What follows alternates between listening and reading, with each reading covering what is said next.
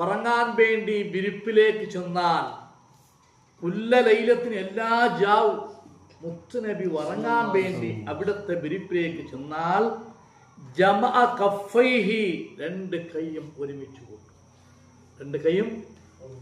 കൂട്ടും. അത് രണ്ട് മുങ്കൈ ഒരുമിച്ച് കൂട്ടും.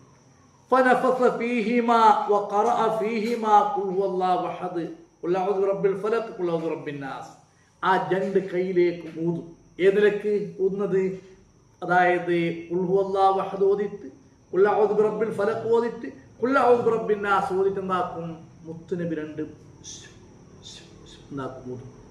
ഊതിട്ട് സുമ്മ മസഹ ബിഹിമ ആ രണ്ട് മുങ്കൈ കൊണ്ടതാക്കും തടകും. മസ്തതാഅമിൻ ജസദി ഏതെല്ലാം ഭാഗത്തേക്ക് ആ കൈ എത്തുന്നു അവിടേക്കെല്ലാം കൊണ്ടുപോയിട്ട് എന്താക്കും? തടകും. യബ്ദഉ ബിഹിമാ റഅസഹു ഫസ്റ്റ് ചെയ്ത് തുടങ്ങുന്ന തലയാണ്. ഫസ്റ്റ് തുടങ്ങേണ്ട തലയാണ്. പിന്നെ വജ്അഹു അവന്റെ മുഖമാണ്. മനസ്സിലായില്ല? ഫസ്റ്റ് ഇങ്ങനെ തല എന്താക്കും? പിന്നെ അവന്റെ മുഖമാണ്.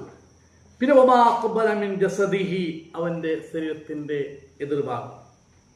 പിന്നെ എന്താക്കും? യസ്നു ദാലിക സലാസ മർറാത്തി മൂന്ന് വട്ടം മുത്തുനബി അങ്ങനെ ചെയ്യും. അപ്പൊ ഫസ്റ്റ് തലയും മുഖവും ഇങ്ങനെ എല്ലാം ആക്കിയിട്ടുണ്ടാക്കും. ഇതെല്ലാം തടകും. അപ്പൊ തടി തടകുമ്പോൾ നമുക്ക് തുണിന്റെ ഉള്ള കൈയിടണ വേണ്ട, പോകും. അതിന്റെ ആവശ്യമില്ല. ഉള്ള ഡ്രസ്സിന് മേലെന്താക്കിയാൽ മതി, ഇങ്ങനെ തടകെങ്കിൽ മതിയാകും. ആ ഒരു സംശയം വേണ്ട. ചിലപ്പോൾ ഉള്ള കൈയിട്ടാണ് ചിലപ്പോൾ ഉദവ് പോകാൻ ചാൻസ് ഉണ്ട്. അതുകൊണ്ട് എന്താക്കും? എനിക്ക് എത്ര സാധ്യമുണ്ടോ അത്ര തടകണം. അത് ഫസ്റ്റ് തലയാണ്, പിന്നെ മുങ്കയാണ്, പിന്നെ എതിർഭാഗമാണ്, പിന്നെ ഇങ്ങനെ ഫുള്ളായിട്ട് തുടങ്ങും.